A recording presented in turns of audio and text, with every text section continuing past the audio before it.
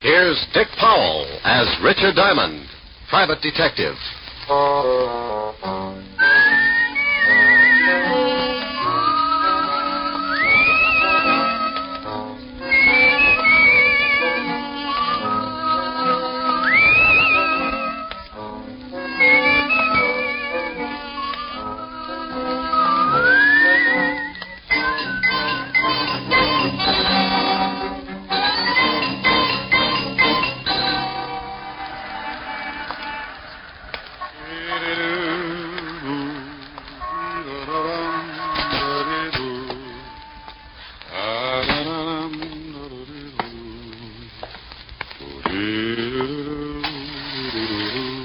Good afternoon, Mr. Diamond. Oh, afternoon, Ed.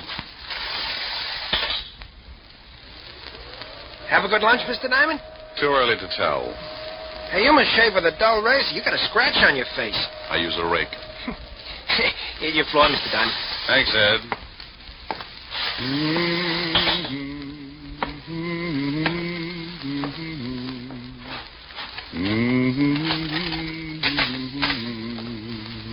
Well, customers. Good afternoon, gentlemen. What can I do for... Oh, that was nifty, Ziggy. Is that Diamond? Yeah, Chino. That's him. Pick him up and drag him over to the chair, Ziggy. Sure thing, Chino. He's really out. Yeah. See if you can bring him around. Be a shame if he missed anything. Chino, would you mind holding my ash can handle? It might break his jaw. A pleasure, Ziggy. Diamond. Diamond. He looks like he ain't gonna make it. Maybe you slapped him too hard. You hurt me, Ziggy. You know how careful I am. Here. Try to spit your water. I felt like I was lying in the middle of a crowded sink and someone had piled all the dishes on my head. They turned on the faucet and I floated up with a dirty coffee cup and took a look around. I treaded water and squinted through my dewy eyelids at two of the ugliest dishwashers I'd ever seen. He's twitching. Oh. See, Ziggy, he's just lazy. Diamond, let us know when things start making sense. Oh, that's a dirty trick. Oh, he's talking screwy. What's a dirty trick, Diamond? I'm stuck in the drain. I think you hit him too hard. He's liable to be talking like that from now on. Give it time. Diamond, you'll pull yourself out. Yeah. How did you monkeys get in here anyway? He's back. Now go to work, Ziggy, but keep him with us. Hey, wait a minute. Oh! That's enough, Ziggy. Can you hear me, Diamond? He don't like it. He's going to be hard to get along with. Belt him across the ears. He'll listen.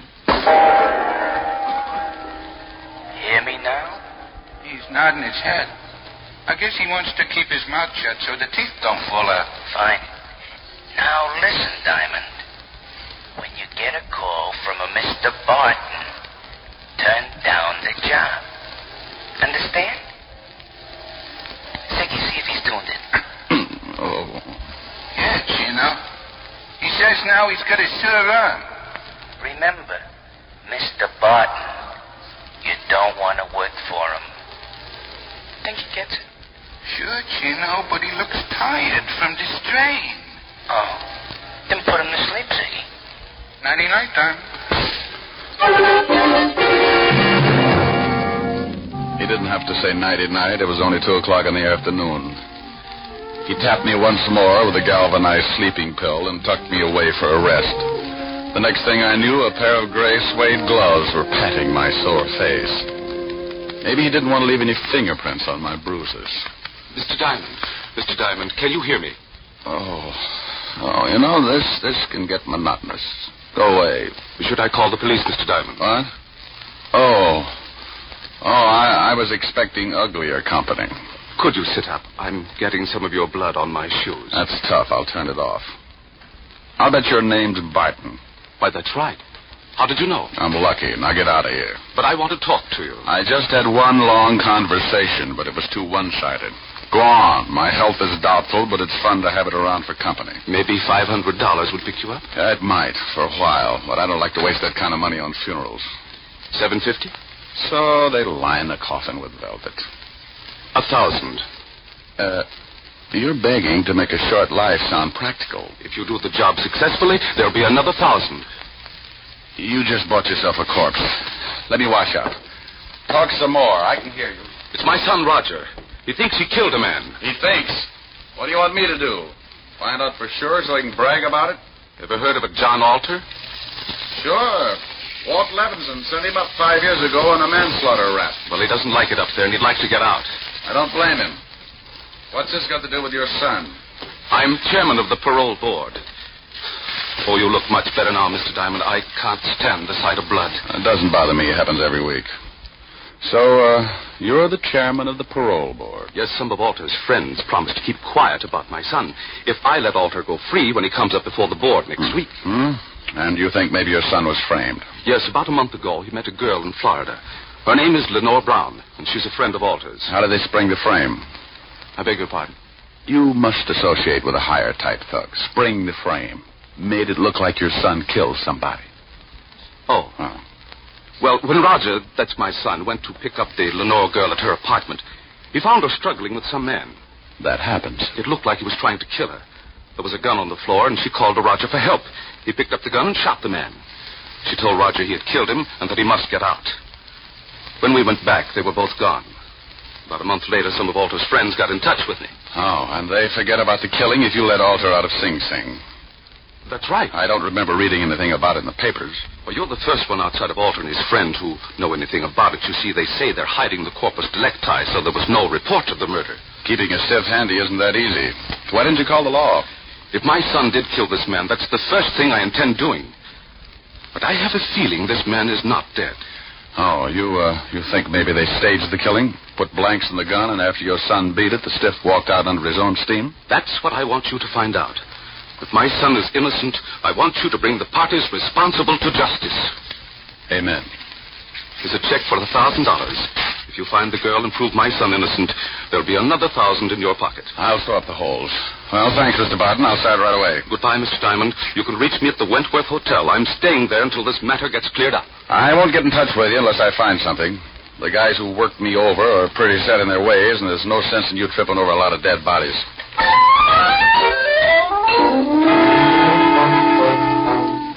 I looked at the $1,000 check and thought about the beating the two polite gunsels had given me. It was a toss-up. If I'd spent the $1,000 like I knew I would, I'd be dead anyway. The two goons were probably still hanging around my building, and if they spotted me, they'd guess I'd taken the job. When I get more than $10 in my pocket, I smile all over. I went out the back way and through the alley. Had to start somewhere, so I headed for the 5th Precinct Police Station. When you're looking for a killer, homicide's got all the road maps on murder. An old friend and ex-partner was in charge. The men who worked the detail called him Lieutenant Levinson, but he had a couple of friends who still called him Walt. I was one of them. You earn that right when you work for a guy for 6 years. After I left the force, Walt started doing a solo, but he now had a sergeant who stumbled around after him. His name was Otis, and he had the biggest feet in the state of New York. Every time he took off his shoes, I wanted to grab a champagne bottle and launch them. I don't think he liked me. When I walked in, his face always looked like an advertisement for a sour stomach. Well, Richard Diamond, private detective. Well, Sergeant Otis, homicide's answer to the missing link. What was that last word? Well, you're half safe. I said link. Walt in? Yeah. You turn the knob and you push. Why don't you get that uniform cleaned? Some dad's going to get up and walk to the station without you. Well, hello, Rick. If you've got... Yeah. You must get tired changing your face every day. Somebody shove you around again? Been catching up on my patty cake, Walt. Tell me, did you ever know a bit of fluff named Lenore Brown? Sure, John Alter's expense account. Used to hold hands before I sent him up. Know where I can find her? Alter's still got her staked out. When he leaves stir, he's going to come back and dig up the claim. You better forget about it. She's got the antidote for lonely nights, but some of Alter's boys are protecting her. I know, yeah. They gave me a pep talk this afternoon. And then listen to him. As better watching your game from the bench. You never can tell. I might make a score. Well, you're outweighed, outclassed, and liable to be outlived. She used to work at the Black Swan in Florida. I heard Alder was trying to get a parole, and she came to New York to be close to him. Any line on her here in town? No, but if she's seeing Alder, you might spot her on a visitor's day. And now, look, Rick, why don't you stop chasing two-bit thugs and come back on the force? I never had ulcers when we were working together. You know how I feel about that, Walt. I'm a restless guy. Sometimes I like to sleep late in the morning. Okay, Rick. Want me to call the warden and tell him you're coming? Yeah, thanks, Walt. Take it easy. Bye, Rick. Be a good boy.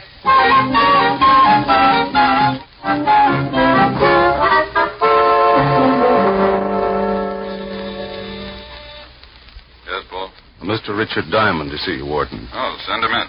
You can go on in, Mr. Diamond. Thanks, Paul. Well, Rick, how are you? It's been a long time. I know a lot of guys who wouldn't like to hear that, Warden. How are you, Jim? First rate. What's on your mind? I hear Johnny Alter's been having company. I'd like to take a look at her. Oh, Miss Brown. Well, I can't blame you. I just want to spot her and see where she goes. You can't miss. If she walked through the yard, there'd be a jailbreak tomorrow. What time are visiting hours? Well, if she's seeing Alter today, she should be downstairs right now. Pardon me a second. Yes, Warden. Paul, has Lenore Brown come in today? Yes, she has, Warden. She's in seeing Alter right now. Thanks, Paul. She's downstairs, Rick. Like to take a look? Yeah. I'll have Paul take you down. On second thought, I'll go myself.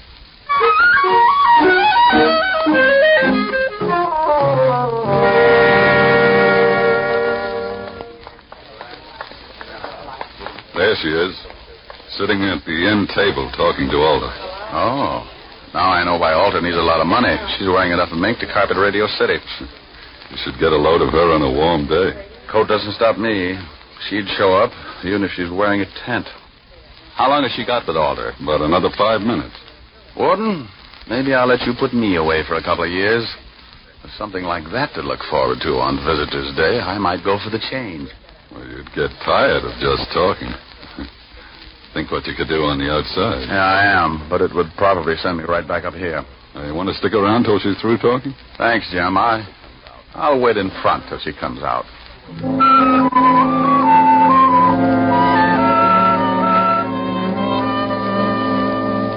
I hung around by the big gray buildings until she came out. She walked over to a long white convertible and got in. Now I know what the guy meant when he wrote, "Ask the man who owns one." I decided to let her buy me a new fuse, and I walked over to the car. Going to town? Oh? Back up 3 feet and I'll let you know. Okay. Mm-hmm. Your tailor couldn't do all of that. Thanks. Get in.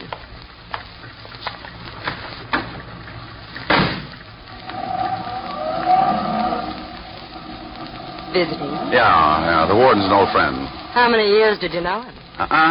Baby. I've been going home every night all my life. Every night? Well, almost. What do you do with the almost? Depends. Everybody likes something different. You must get tired thinking up new ideas. Oh, I don't think much. It's more fun being surprised. Hey, what are you stopping for? We just got started. Surprise? Oh, yeah. And the nickel-plated one. Look, baby, you don't have to pull a gun. If I'm getting fresh, I'll get out and walk. You'll sit right there, Diamond. Oh, name dropper. Mm-hmm. Expecting company? Mm-hmm, and you've met them before, honey. That's nice. I wouldn't want you to get stuck with the introductions. That's your friends coming along in that car? It should be. Now hold real still. They'll only shoot you this time. Sometimes you're lucky. When a dame's got a gun on you, you don't stand much of a chance unless she's got her mind on something else. This one did. And when she looked up in the rearview mirror to make sure it was her boys, I tagged her. My two playmates were just pulling up in the green sedan when I went out of the car like a dry transmission. There he is. He's sliding up. Nail it. He let go just as I dived off the side of the road and hit the center embankment. I rolled at the bottom and came up looking like an exhibit for smallpox. He's down the hill. Go get him, Ziggy. There was a line of trees just off to the right, and I got to them just as Ziggy tried again. He needed a rifle. I was running through the trees then, and I could hear Ziggy somewhere behind me falling all over himself. I pulled my gun and thought about waiting for him. I could give him so many holes he'd whistle in a high wind, but I had another idea. I stopped and listened. He's around here somewhere. Well, come on. We'll spread out.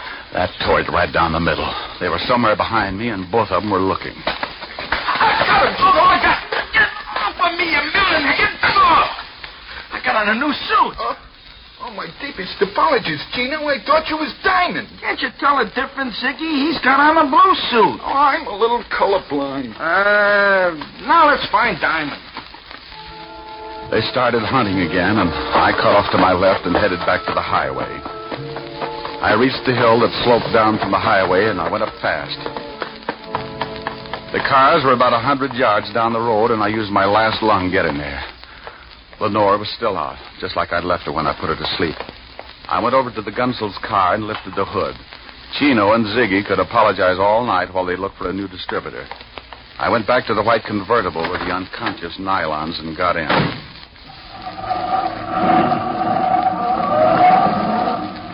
I noticed something lying on the seat. It was her purse, and she didn't wake up when I grabbed it. Doing a rummage job at 80 miles an hour isn't easy. But there wasn't much of interest anyway, just a little black book. I needed a gimmick, so I stuck it in my pocket. I put the purse back on the seat just as she started coming around. Wow, now that's it, baby. Sit up and look at the pretty scenery. How did you get here? Where's Ziggy and Chino? Playing Peter Pan. Jaw hurt? Yes, you heal. Play rough and you get hurt. Where do I take you? My apartment, I guess. You're going to ask a lot of questions, and I don't talk much. We might as well figure out something to fill in the lull.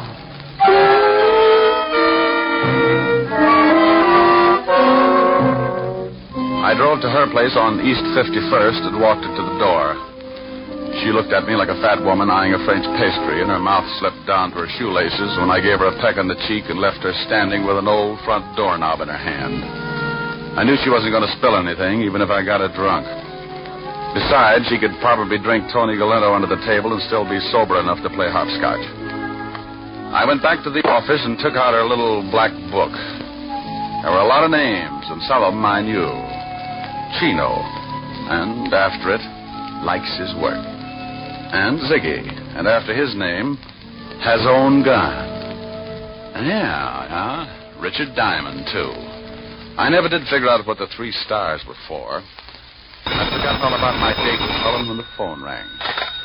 Yeah? Hello, Rick.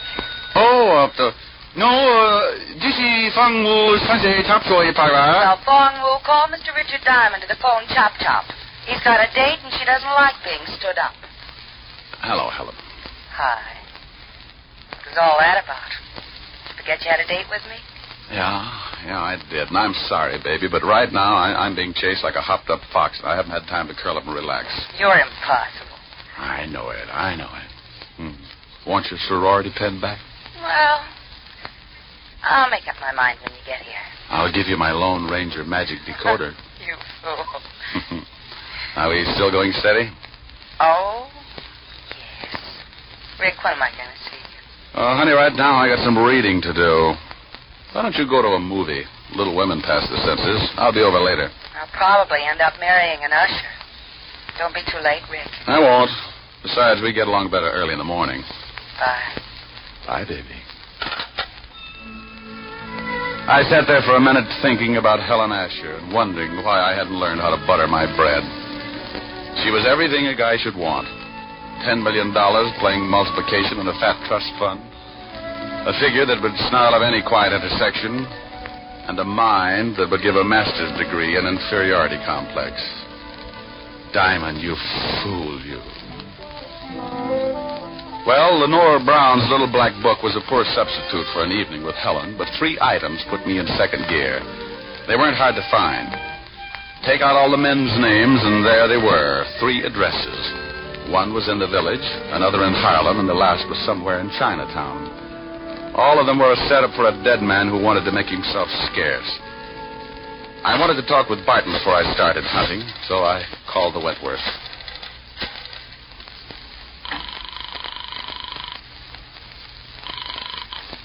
Wentworth Hotel. Mr. Barton, please. Yes, sir. I'll ring him. Hello? Mr. Barton, this is Diamond. Oh, yes, Diamond. Did you find out anything yet? Not yet, but tell me, did your son tell you what his victim looked like? Why, yes. He said he was a dark man with a scar from his nose to his Jim. He said he'd never forget it. Oh, well, thanks. Maybe I'll call you tomorrow. I hope you clear this thing up in a hurry. So do I. I want to get my nerves untangled. I took the easy address first, grabbed a cab, and 20 minutes later I was walking down the steps of a little dive on the east side of Greenwich Village. It was a shabby little place, and the customers had enough long hair to give a toupee dealer the DTs. A fat waiter walked over and eyed my clean shirt. He was wearing an apron that looked like he'd made the salad on it. He was swell. You wanted something, Mac? Yeah, a pound of egg noodles. Just sweep them up off the floor. Do you know anyone named Lenore? Lenore. Oh, sure, Lenore Brown. Hey, she comes in about once a week, listens to the kid at the piano. Now, why would a classy dame like that go out with him? He don't play the piano so good. You ever see a guy with her? Dark man with a scar from his nose to his chin? No, she always does a single. Yeah, well, thanks. Hey, you still want those noodles?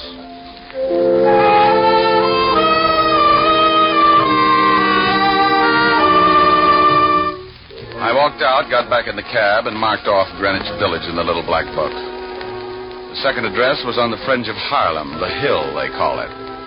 The night was black, and the fog had rolled in off the East River and staked out a claim all the way to Lenox Avenue. As I walked up to the old brownstone, my nerves started screaming SOS.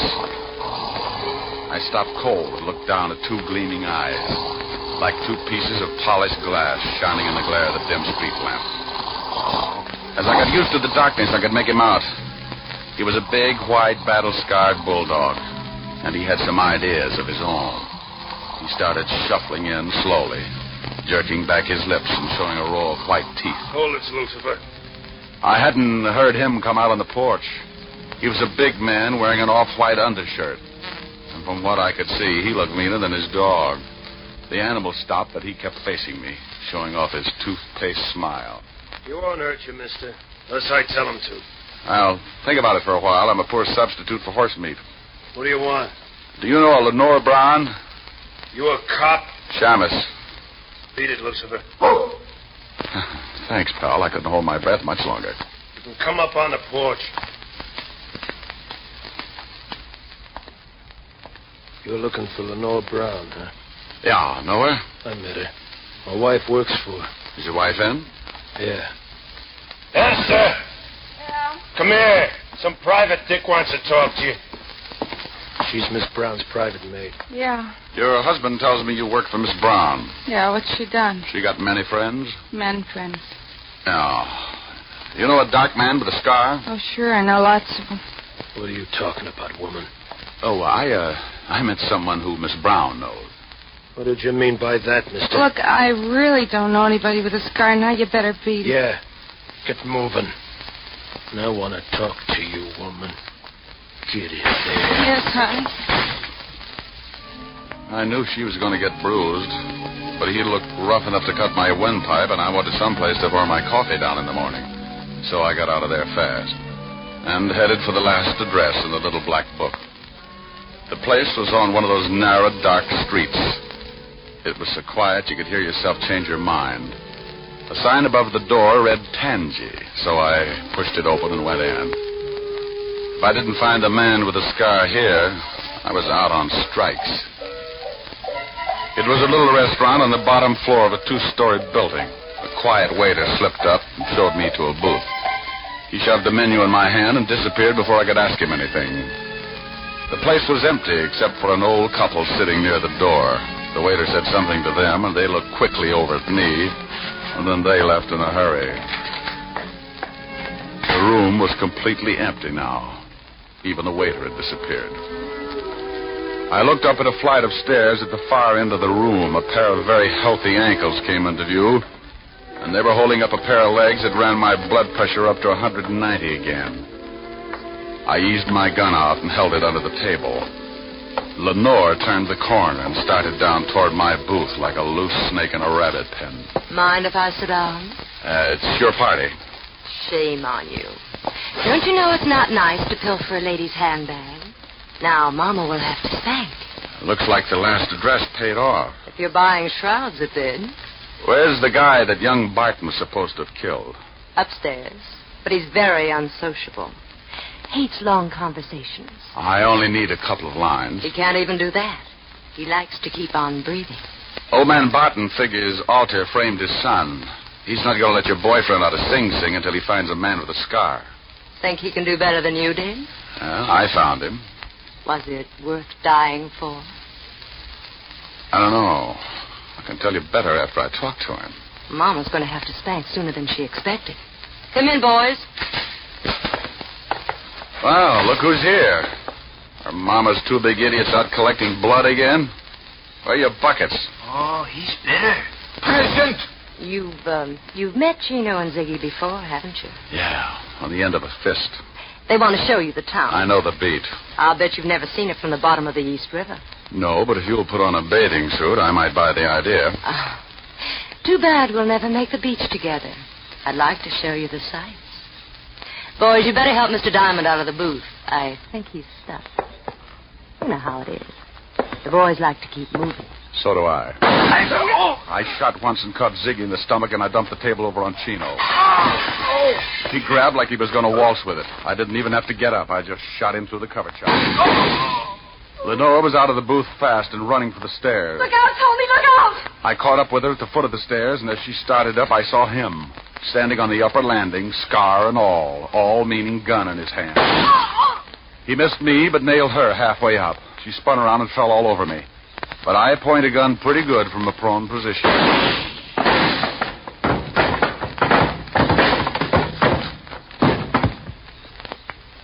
You should have kept your nose up, mister. A bad landing washes you out.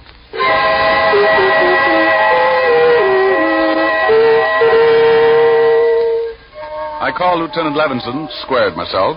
Then homicide came down and cleaned things up. They were all dead, and I figured I never would reach the beach anyway. I phoned Barton, who took his son down to the morgue to look over the night's take. Young Barton identified the man with the scars, the one he thought he'd killed. They gave me the notch, and I made another call. This time to a pair of silk pajamas with an understanding heart. It was late, but I was hungry. Oh, good morning, Mr. Diamond. Isn't it rather late to be calling? You know something? You're right, Francis. It's 2 a.m. Time for all good butlers to be Betty by. Miss Helen is in the library, but I'm not sure whether she wants to see you. Well, you just run along and get some sleep. I'll find out and let you know. Very good, sir. Confidentially, she's a little peeved. Look. Chin up, Mr. Diamond. Francis, if she gets tough with me, I'll knock her teeth out. Oh, my goodness. Oh, my goodness. Francis, is that who I think it was? Oh. Hi. The food was cold a long time ago. So's my date. I'm sorry, honey. Oh, that's all right. The fire's almost burned down. It's 2:00 in the morning, Mr. Diamond. I've sat through 2 features of Tom and Jerry and the 4th chapter of Batman, Hops of Freight. Come on, don't scold, baby. I haven't in weeks, but I've been rehearsing this for the past 2 hours, and you're going to listen. And that's another thing. You never play when I want you to. Only when I've got you on the carpet. That sounds like fun. Now, stop being glib. If you think for 1 minute you can charm me into... Out of your face with the sunshine, put on a great big smile. Now, stop that and listen to me. Okay, I'll shut up. Well, go on. Oh, now you've made me forget what I was going to say. Well, if you can't remember, honey, hold a good thought.